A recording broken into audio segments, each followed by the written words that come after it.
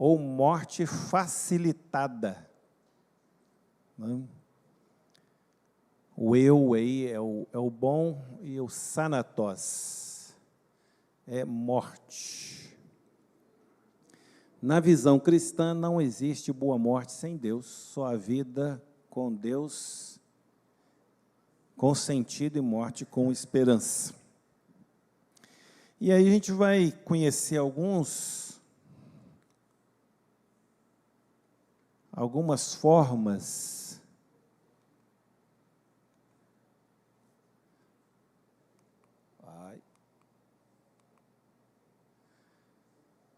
os 4 tipos de eutanásia.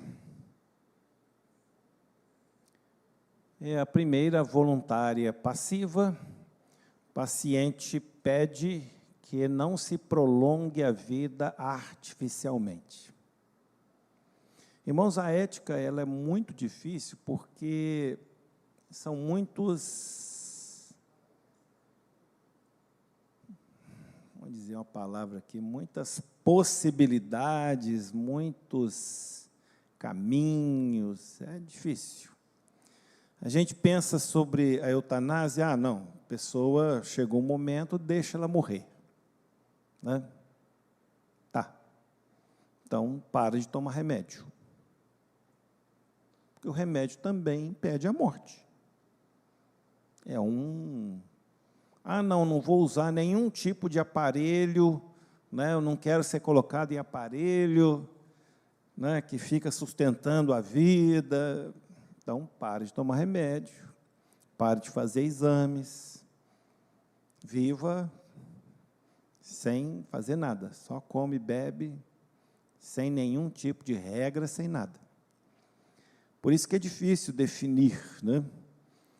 E alguns países permitem, né, a eutanásia, outros não permitem. É uma discussão muito séria. Então, existe a eutanásia voluntária, o médico não fará nada para apressar a morte do paciente, proverá ao paciente cuidado, conforto e conselho, só isso. Segundo, você tem a eutanásia voluntária ativa, o paciente pede uma ação direta para morrer. Então, né, faz alguma coisa, aplica algum remédio, alguma coisa que vai fazer a morte. Tem a eutanásia involuntária passiva. Nessa situação, o paciente não demonstrou o desejo de morrer e é incapaz de fazê-lo. Por isso, a equipe médica não toma medidas extraordinárias para salvar o paciente, mas muitas vezes remove sondas e outros recursos estão sendo usados para manter a vida. E a quarta, involuntária ativa, ação direta para matar contra a vontade ou sem consentimento. Então, tudo tem algum tipo de conceito, e essas 4 coisas acontecem no mundo, tá? Estão aí presentes na nossa sociedade. E o que nós consideramos diante disso? Né? E aí nós temos um aspecto que não é para tratar aqui, mas só relembrar, tem uma discussão séria sobre doação de órgãos, né? Que é outro problema sério. Já me perguntaram se a pessoa que doa o órgão, doa o coração para alguém que não é crente, a pessoa não se converte, na ressurreição, como é que vai ser? Vai ressuscitar sem coração? Eu falo, olha, sei não.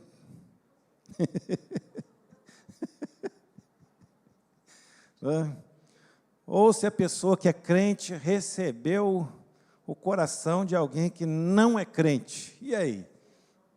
É um negócio complicado demais, gente. Não tem resposta para isso, não. Deixa Deus cuidar, tem umas coisas que... Mas tudo isso, irmãos, está no campo da ética. né? Como se comportar, como tomar decisão, né? Essa semana eu vi uma história que a pessoa morreu e espera os familiares, né? Essa tradição nossa de esperar familiares, e a pessoa demorou muito a chegar, e na hora que chegou, o caixão já estava fechado lá no cemitério, mas ela pediu para abrir, e na hora que abriu o caixão, a pessoa sentou, o defunto, ela estava viva. Olha, se eu tivesse lá, eu saia correndo. É bobo, hein? Sei lá. Né? Sei não, vai que é um morto-vivo, né? Mas são coisas, né, pertinentes à nossa caminhada. O autor que eu pesquisei, ele diz que a primeira é a voluntária passiva, que o paciente pede que não se prolongue a vida,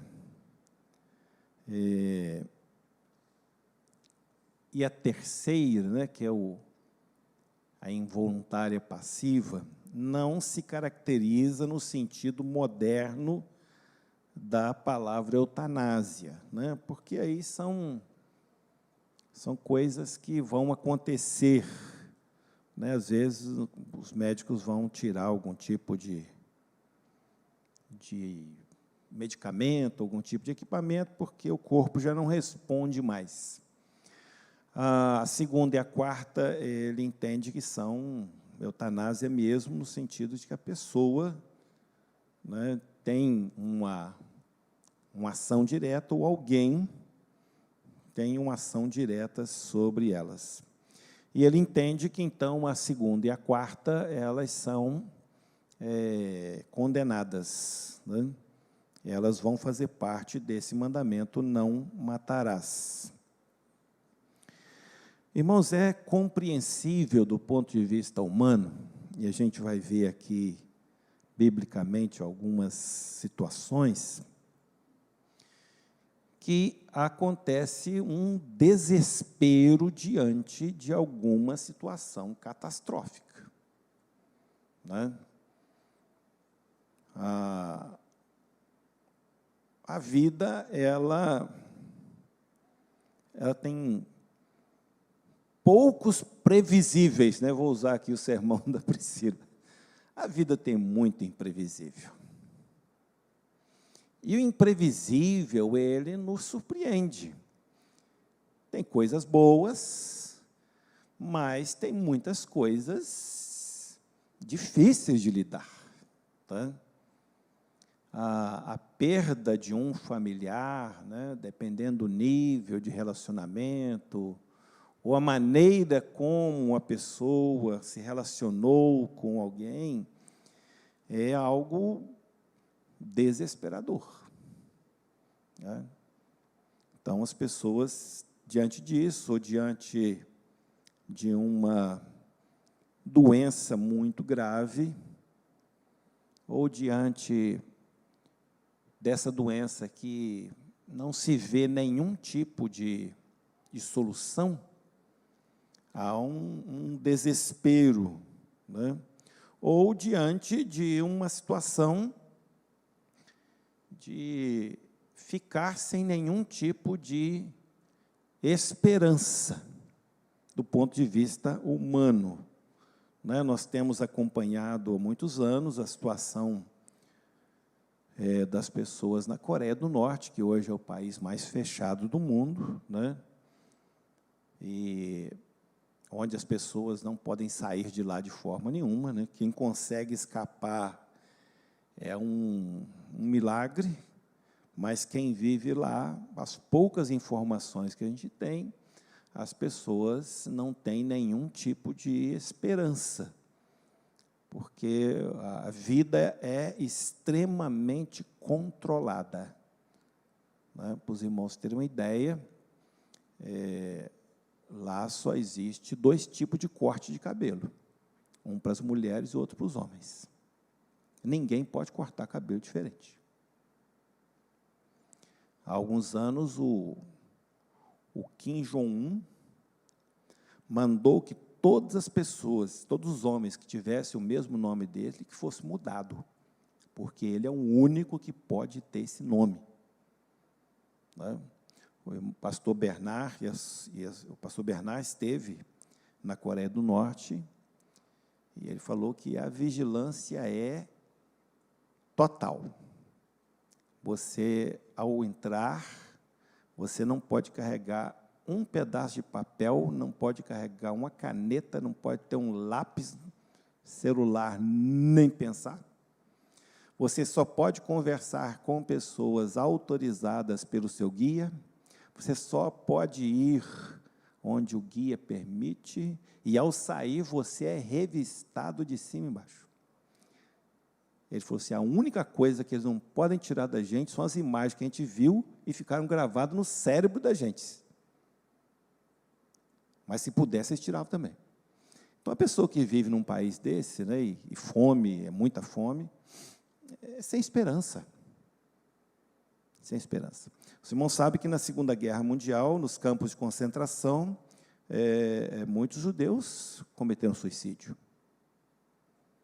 Muitos cometeram suicídio, porque não havia esperança. Se jogavam em cima das cercas elétricas que contornavam os campos.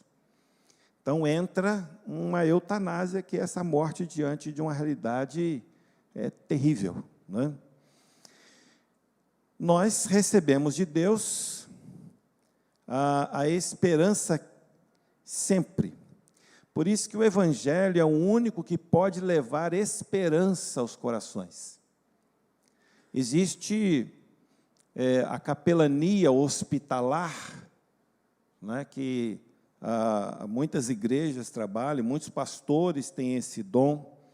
No seminário, nós trabalhamos isso e abordamos as várias capelanias, e uma delas é o ensino sobre a capelania hospitalar. E já ouvi testemunhos de pastores que trabalham só com pessoas terminais, só gente que está ali na beirada, com uns 2 pés na morte já. Né? E, assim, são experiências muito difíceis de você levar alguma esperança a essas pessoas. Porque nós, irmãos, temos um apego à vida muito grande. Deus colocou isso em nós, é natural, todo ser vivo, ele não quer morrer, não quer. Você quer viver, viver, viver, você quer cura, você quer saúde, isso aí está em nós. Isso serve para a gente, serve para os animais, né? Não sei se vocês viveram isso, mas eu vivi aquele negócio de quando a mãe ia matar a galinha, a gente ficava perto e falando, coitadinha, né? A bicha não morria de jeito nenhum, né? E já ouvi, né, gente falando que cortava o pescoço da galinha, ela saia correndo sem pescoço, né? E, claro, batia para tudo quanto é lado, porque já não via mais nada, né? Então, assim, e esse é apego da vida mesmo, né? O animal, a planta, tudo tem um apego à vida. E levar uma esperança para quem está numa condição muito difícil não é fácil. Por isso que Deus concedeu os dons para a igreja, e nesses dons você tem uma variedade de aplicações. Né? Na oração ali, no momento de orar pela colmeia, eu falei sobre isso, porque nem todo mundo pode ter o dom de professor, mas nem todo mundo vai ter habilidade para trabalhar com criança. Eu, na minha experiência, fui professor de juniores na minha igreja, lá em Volta Redonda, 1 ano. Passei o ano, mas eu vi que não é a minha. Né? E a gente vai descobrindo onde você se identifica. Há muitos anos, teve aqui no Vale do Aço um irmão, nem pastor ele era missionário de missões estaduais, para trabalhar só em presídio. Né? Eu recebi na minha casa, irmão Antônio, e o chamado dele é só para trabalhar com presídio, com os presidiários, e aí ele conhecia os presidiários, pedia autorização para visitar a família, para aproximar a família, né? Então, Deus levanta essas pessoas com essas habilidades, né? Um ambiente difícil, um ambiente complicado, e assim Deus levanta pessoas para trabalhar com alguém que esteja nos seus últimos momentos, né? E isso implica levar esperança para que a pessoa não queira, né, efetivar a sua morte.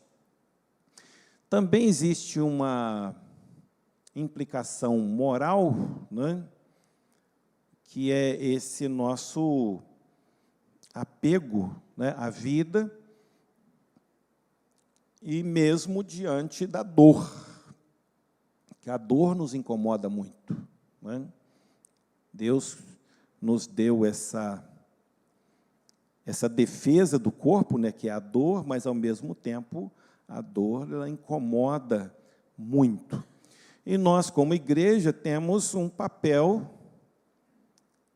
não só atuando em hospitais, mas no dia a dia, na nossa família, de ser um refúgio, né, levar algum tipo de esperança para as pessoas. Muitas vezes precisamos de cuidados chamados paliativos, né?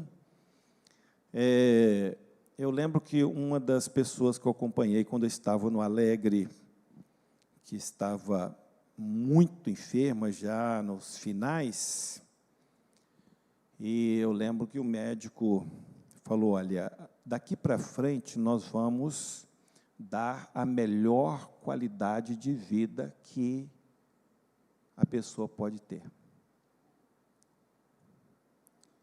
Na cabeça daquele médico, o irmão não tinha nenhuma esperança. E esse irmão, ele fez um pedido ao médico, e quem conhece o doutor Zé Fernando, que é meio doido, autorizou, né? Só podia ser Zé Fernando, que era, esse irmão queria comer feijoada. Doutor Zé Fernando autorizou, o irmão Geraldo fez a feijoada e levou para o irmão.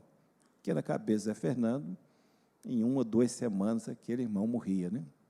E eu estou lá visitando, o irmão Manel era uma figura muito bacana, muito simples.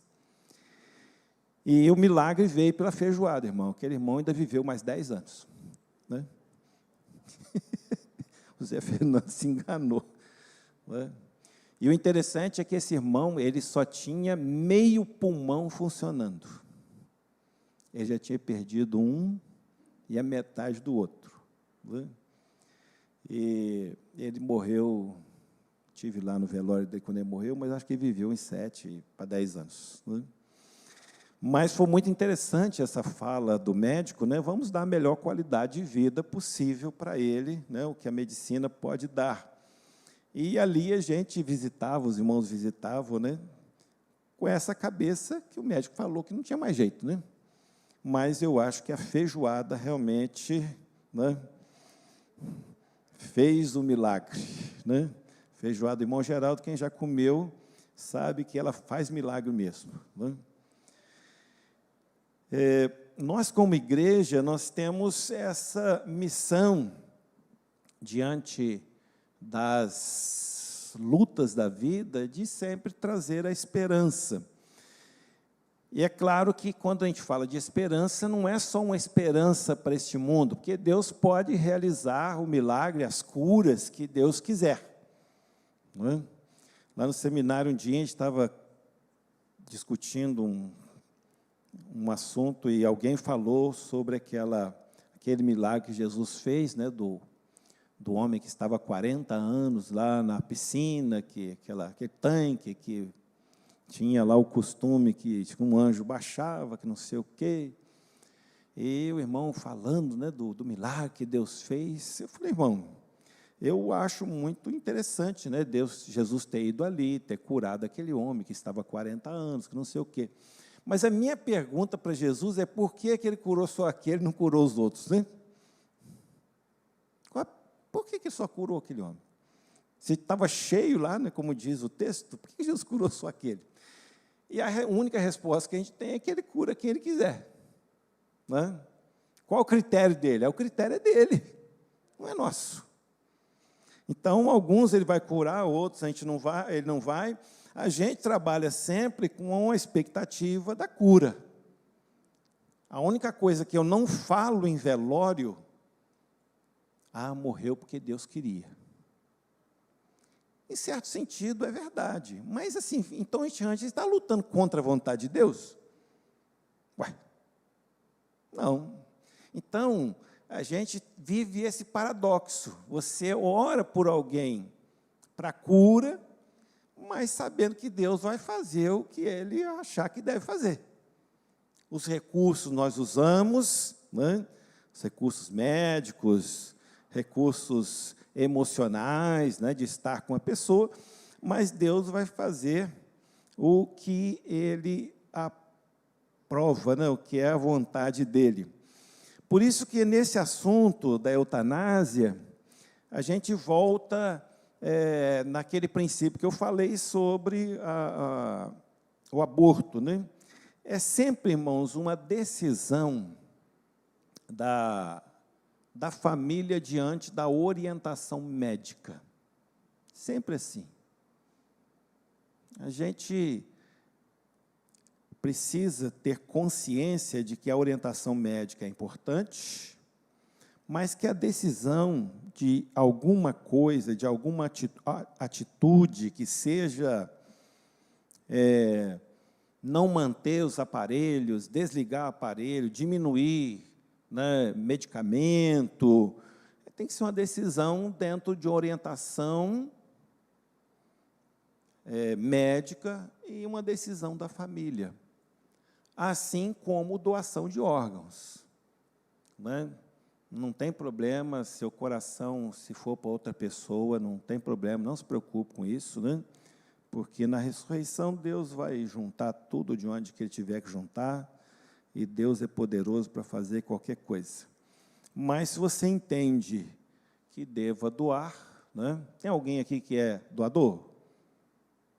Lá, a Dirce. Eu pensei em colocar para doar meus cabelos, mas como eles estão caindo, né? Eu acho que não vou colocar na lista, não.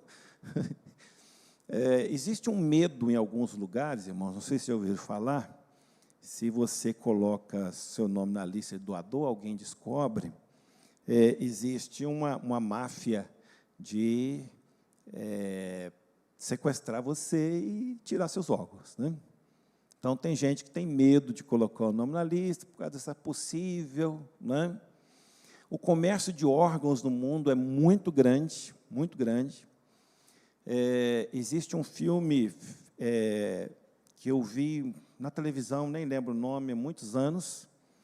Ele é um filme feito no Brasil, mas é uma produção americana, falando do sequestro de pessoas para tráfico de órgãos. O filme é muito pesado, algumas coisas bem esquisitas mesmo, mas eu vi pela curiosidade. Né? O filme parecia que era um filme de ação e não era. No final, o negócio era um filme de sequestro de pessoas para retirar órgãos e serem comercializados.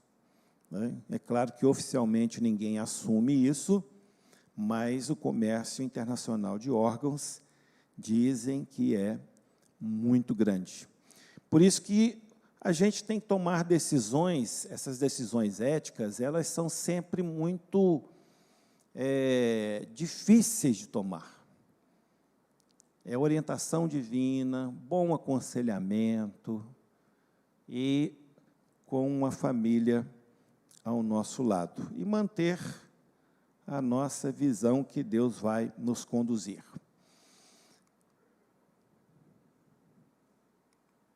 Deixa eu avançar aqui.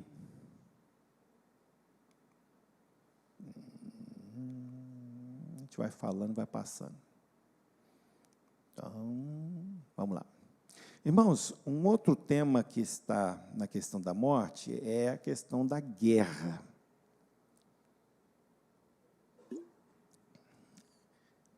As testemunhas de Jeová, além do posicionamento contra a transfusão de sangue, eles não permitem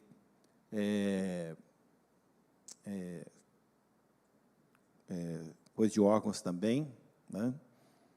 Transplante de órgãos, eles não vão à guerra. Essa atitude de não ir à guerra,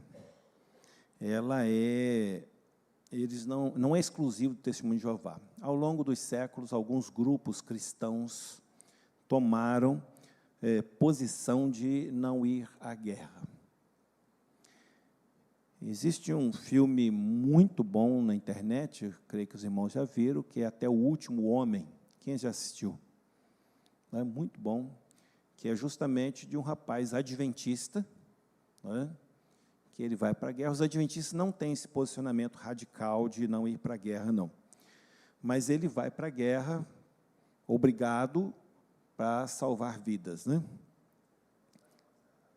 Oi? É baseado na história, né? E é muito interessante a atuação dele lá no filme, né? Mas essa discussão ela é muito grande e alguns usam muito o Antigo Testamento para fundamentar a ideia de que o cristão pode ir para a guerra, e não está errado nesse sentido, porque os textos do Antigo Testamento vão dar essa margem mesmo. Mas a gente vai trabalhar mais com os textos do Novo Testamento, que é a nossa realidade. Por que ir para a guerra? A questão e dentro disso aqui a gente vai falar sobre o papel do cristão policial. No meio cristão evangélico, eu não conheço nenhuma denominação que se oponha a um membro da igreja ser policial, né?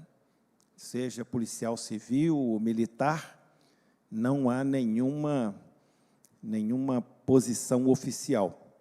Às vezes as igrejas se posicionam para alguma coisa ou outra, mas policial não conheço nenhuma denominação evangélica, né? Os Testemunhos de Jeová que vão ter essa linha aí, eu creio que também policial eles não admitem ter. Nós batistas não posicionamos mesmo, né? Nós temos em Minas Gerais, eu conheço muitos pastores que são militares, estão na ativa. Conheço vários pastores que foram militares, que estão aposentados do serviço militar e hoje atuam como pastores. Então, nós batistas nunca tivemos nenhum posicionamento contra ser policial, que, de certa forma, é a mesma linha da guerra. É bem semelhante às situações. O texto que a gente começa baseando isso é o texto que a gente já leu, que é de Romanos 13, de 1 a 4, que Paulo reconhece a autoridade estabelecida, né, para agir com a violência. O Estado, ele tem o monopólio da violência. A expressão que eu ouvi há poucos dias, numa das pesquisas que eu fiz, é essa: o Estado tem o monopólio da violência. Tendo o Estado o monopólio da violência, uma das coisas que se discute, nós vamos falar dela domingo que vem, é a defesa pessoal. Posso ter arma ou não? Posso me defender ou não? Aí já é uma outra questão que nós vamos abordar na semana que vem. Mas a ideia aqui básica, que Paulo reconhece que o Império Romano, né, no contexto do Império Romano, eles tinham autoridade para impor a lei. Não existe, irmãos, nenhum tipo de governo no mundo que não seja garantido pelas Forças Armadas. Nenhum tipo. Pode ser um governo democrático, ditadura, autocrático, pode ser qualquer tipo de governo. Se o sistema for o sistema socialista, comunista, democrático, se for o sistema, né, igual na Inglaterra, que é império, né? Você tem o rei, monarquia, qualquer um. Quem garante esse poder é o militar. Não tem como. É o poder militar. Por quê? O Estado, ele tem esse chamado monopólio da violência. E Paulo vai reconhecer isso como algo que Deus aprova, né? Nesse texto de Romanos e outros textos que vão aparecer também. A guerra é uma das expressões mais graves da queda humana. Isso aí é uma verdade. A guerra, ela é presente.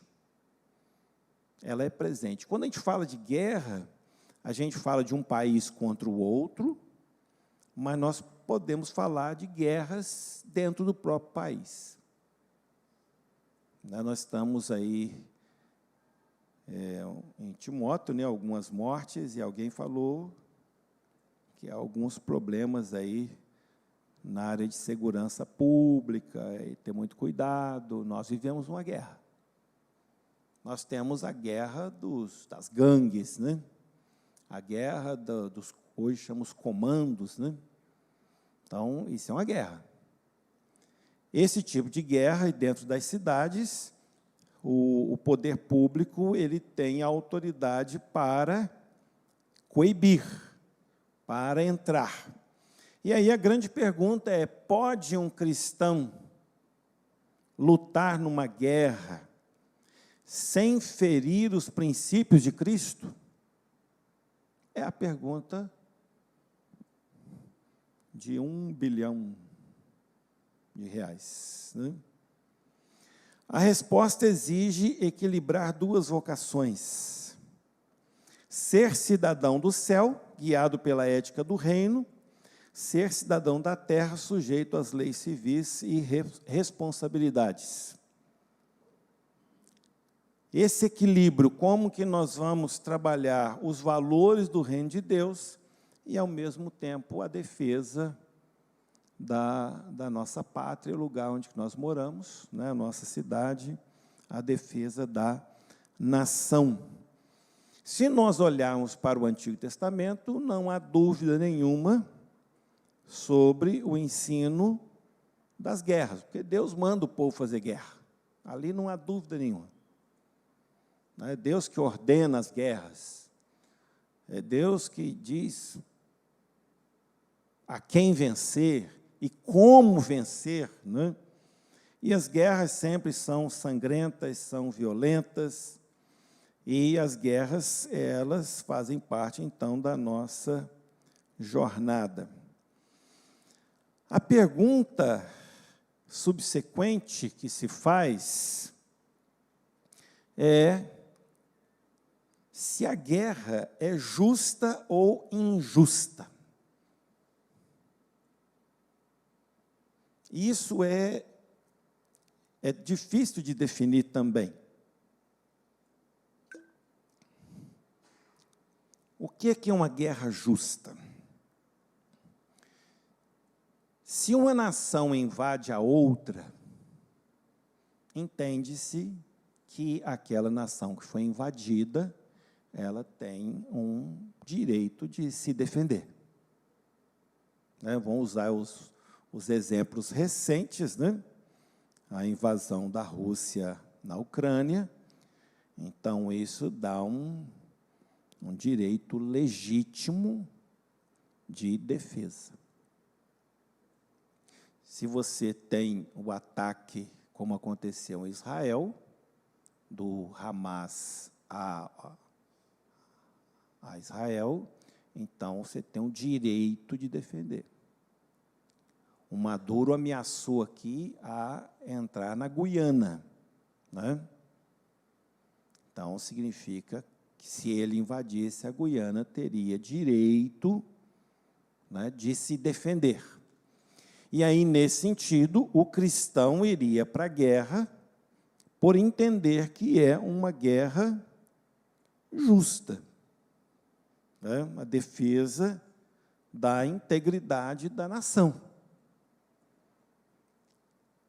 Agora, se nós formos olhar, e os cristãos russos?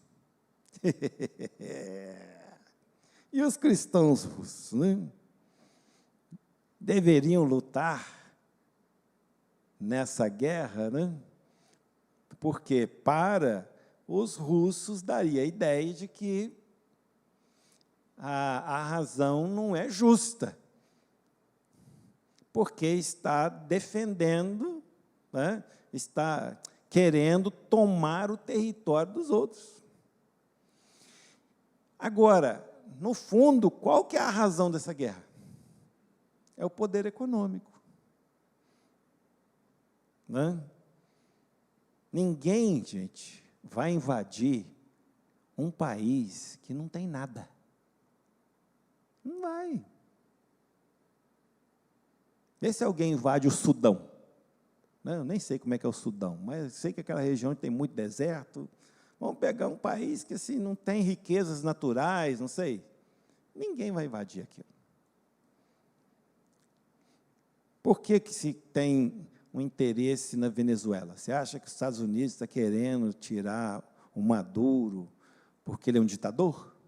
Não, gente, claro que não é. Não pode ser bobo, né, nesse sentido.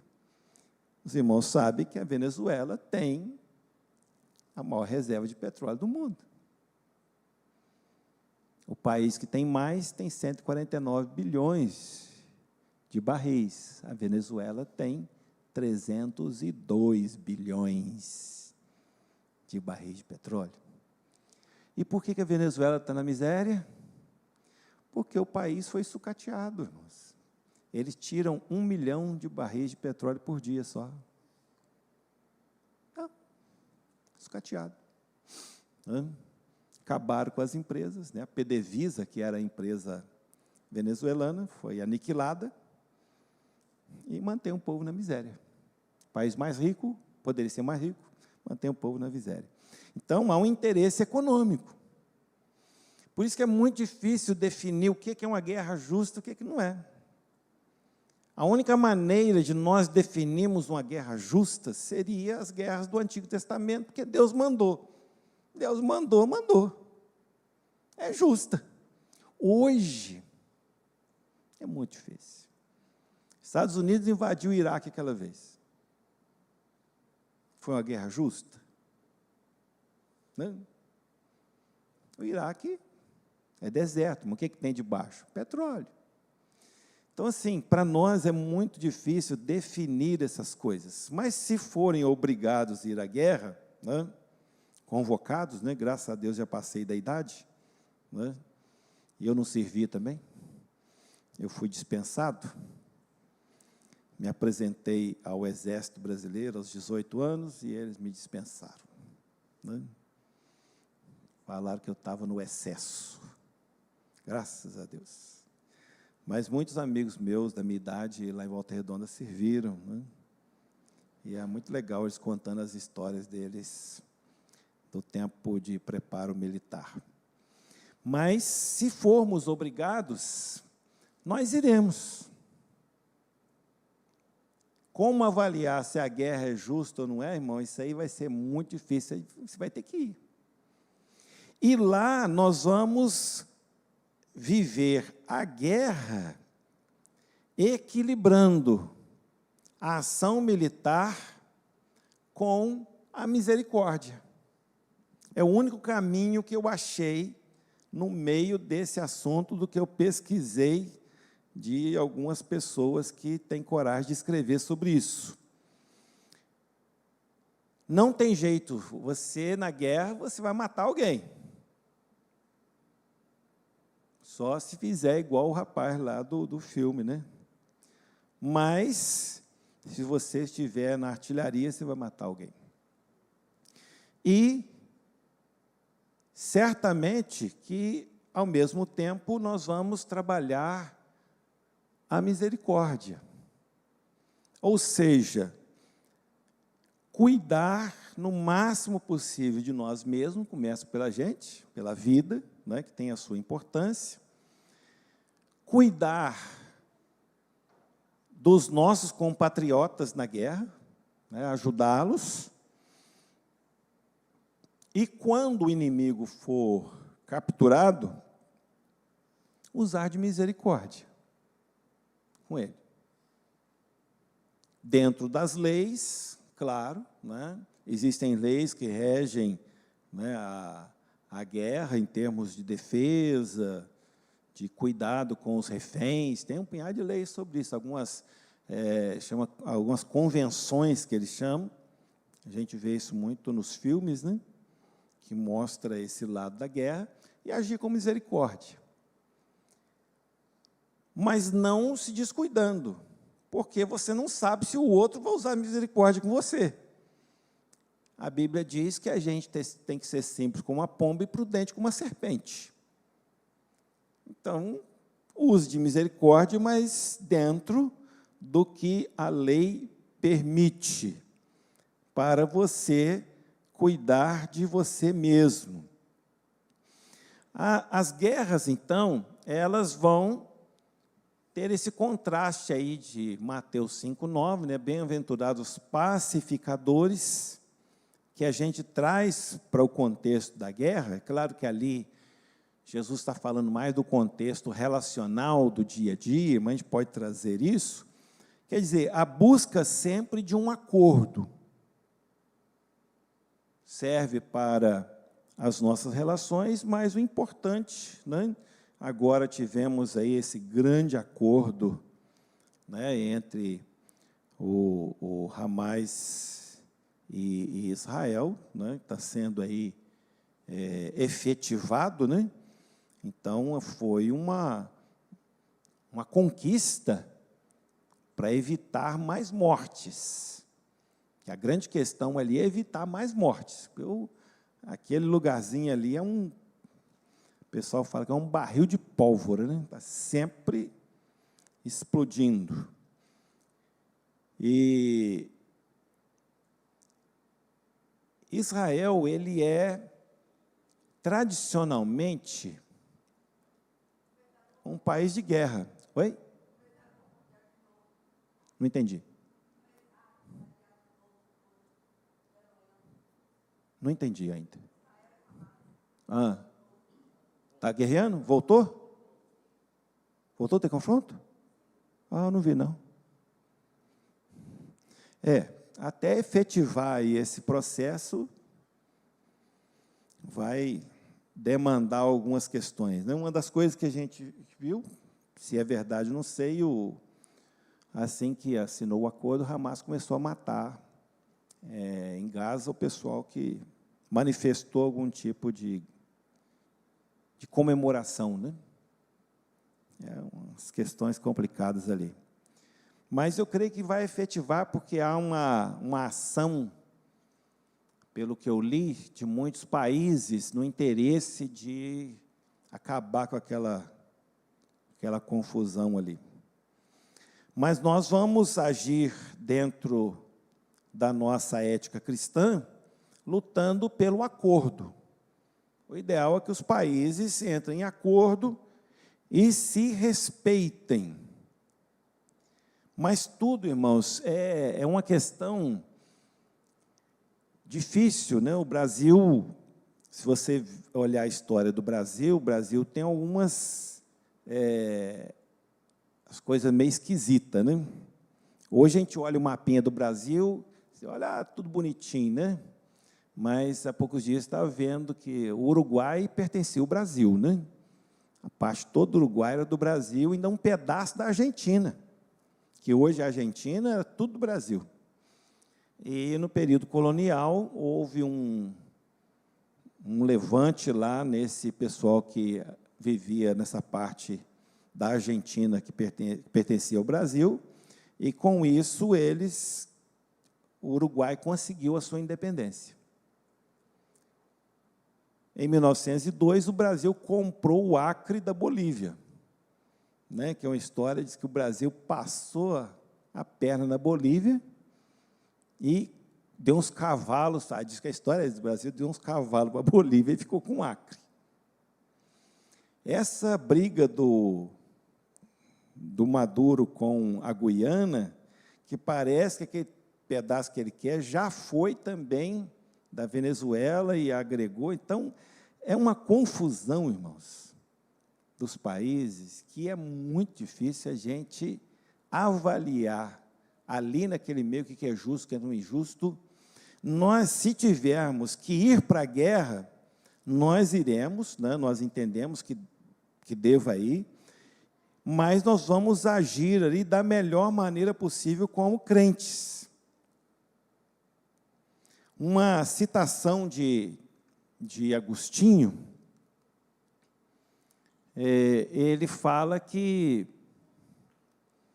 a guerra só é justa se visa restaurar a paz e punir o mal injusto. Quando nós olhamos a Segunda Guerra Mundial, que é a maior guerra e da qual a gente tem mais informação, a gente sabe que, se não tivesse sido tomadas as providências,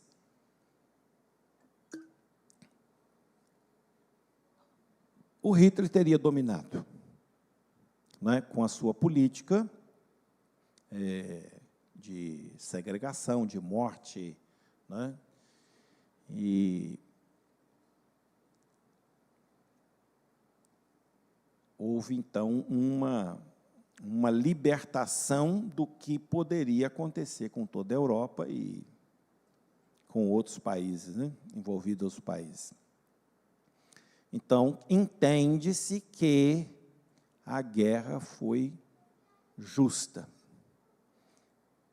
Quem assistiu o Oppenheimer vê a discussão sobre a bomba atômica, né, a necessidade ou não de se jogar a bomba atômica no Japão. É uma discussão ética, né? Quem vê o filme vê que lá no próprio filme vai mostrar essa discussão, porque o Hitler já tinha se rendido e só o Japão, né, a Itália também tinha se rendido, só o Japão estava resistente. E aí, então, os Estados Unidos joga aquela bomba lá. No filme se pergunta por que jogou a segunda, e do que eu estudei, jogou-se a segunda bomba para dizer aos japoneses o seguinte: nós não temos uma só. Se vocês não pararem, nós vamos continuar jogando bomba atômica em vocês. E aí o Japão decide, né? O Japão tinha aquele negócio dos kamikazes, né? Que era o pessoal que se jogava com um avião para morrer, que é outra questão. Você não vai ver kamikaze cristão, é só japonês, porque o budismo, ele valoriza a morte. Eu falei aqui um dia que meu sobrinho morou no Japão, e nas bancas de jornais você compra os livros, né, de como se matar. Semana que vem, o suicídio, eu posso falar sobre isso também. Que lá é muito comum, as pessoas são estimuladas ao suicídio. No budismo, quanto mais morrer e reencarnar, né, porque acredita na reencarnação, você vai chegar ao céu budista, que é o nirvana. Vocês sabem o que é o nirvana? É o nada. O céu budista é ser o nada. O seu futuro é ser nada. A gente cristão acha difícil como que as pessoas acreditam numa coisa dessa, né? Mas as pessoas acreditam, né? Então, no Japão, tinha isso muito forte, e realmente uma das discussões lá no filme sobre a guerra, sobre a bomba atômica, infelizmente, pela morte de 2 cidades, né? Muita gente, milhares de pessoas, milhares e milhões de mortes foram evitadas. É outra questão da ética, né? Você mata um para evitar a morte de outros. É outra questão ética, né? Que a gente fala. De vez em quando aparecem programas, não sei se já viram, se você voltasse na história e conhecesse o Hitler neném, você teria coragem de matar? Para evitar o estrago que ele ia fazer? É uma pergunta dificílima. Você olhando para o Hitler adulto, não, mato mesmo, mas na hora que você chegar ali, olhar aquele menininho, né, lourinho, olhinho azul, né, que é alemão, ele é austríaco, né, mas daquela região ali, lindinho, sorrindo para você, você ia ter coragem de matar, gente? Você ia querer roubar ele, ensinar ele direito, né? Mas ele era cristão, vocês sabem disso, né? Que é outro problema sério. Mas olha só, ao longo da história, também nós temos outras autoridades, né, para falar sobre isso na história da igreja. Tomás de Aquino, em sua Suma Teológica, ele fala que a guerra só pode ser feita por uma autoridade legítima do governante, no caso, concordando com Romanos 13, quando Paulo fala sobre isso, se a causa é justa e a intenção é reta. Aí, difícil, né? O uso da força só é ético quando é o último recurso e visa restabelecer a ordem moral e a segurança dos inocentes. Aí tem o Agostinho de novo, restaurar a paz e punir o mal, a autoridade legítima, a intenção reta, e a paz é o fim de toda ação. Falei Tomás de Aquino.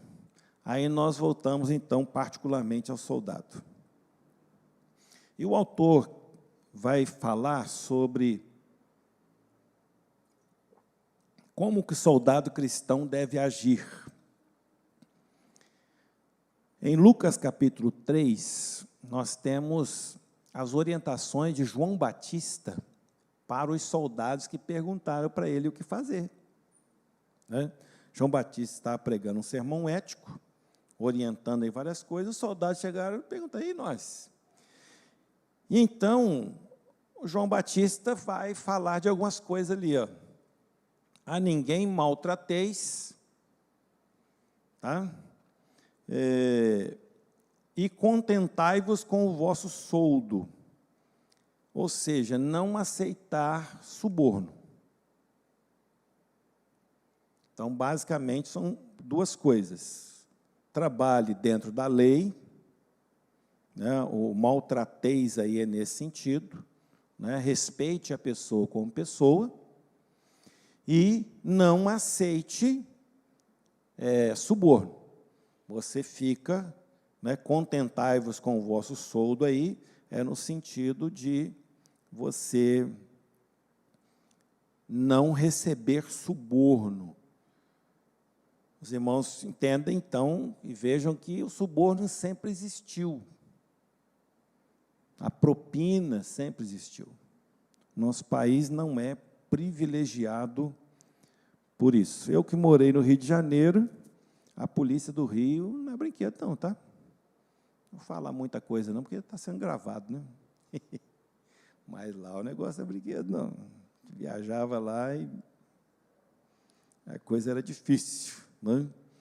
Mas a ideia é rejeitar as ordens de tortura, né?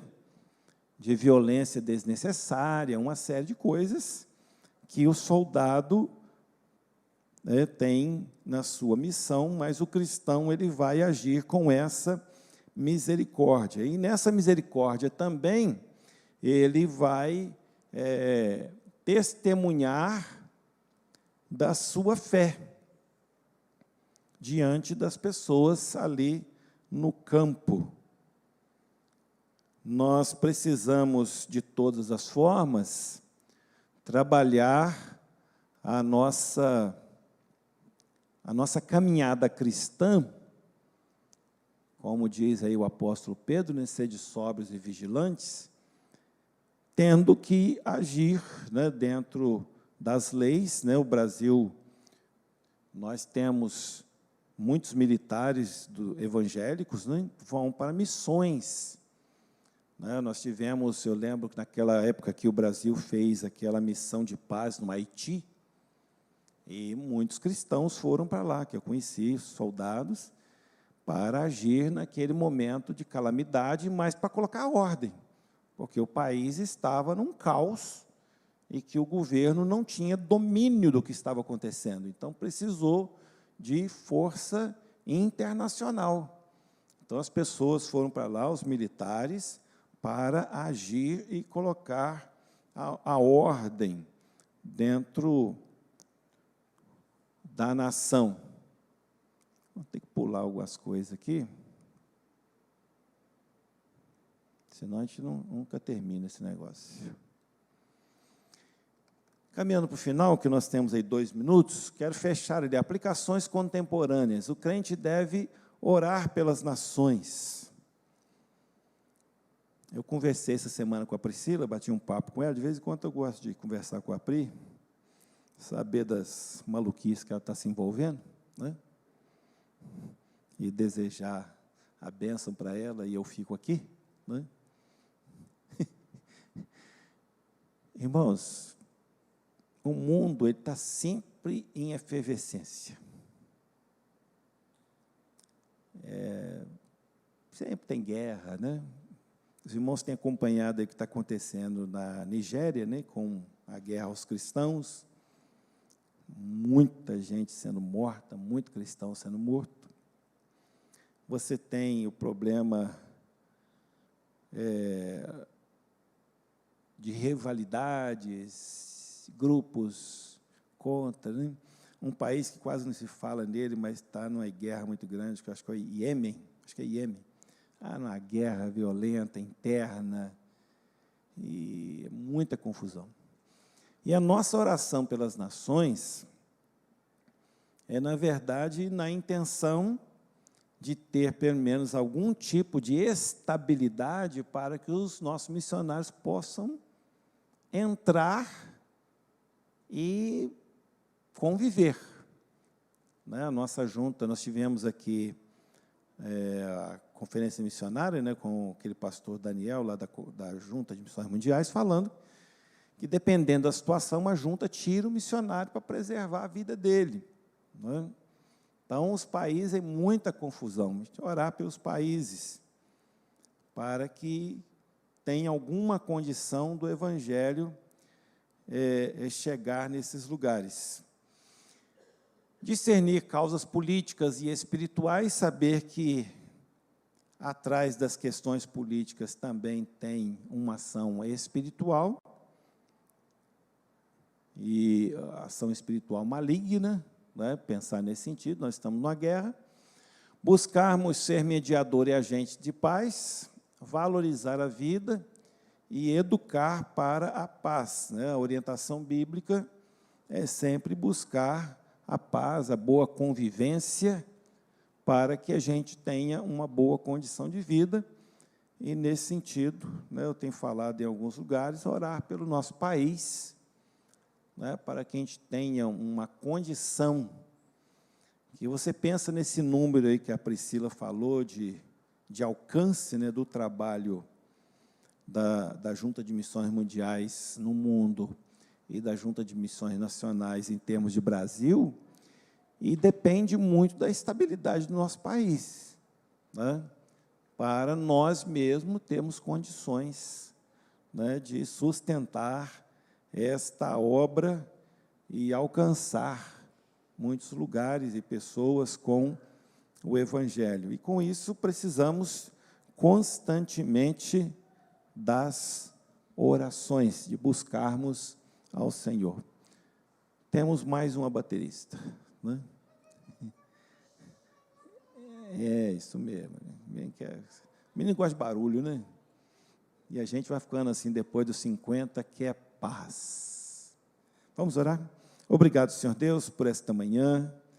Obrigado pelo tempo que podemos dedicar ao Senhor em culto, em adoração, e aos nossos irmãos com a comunhão.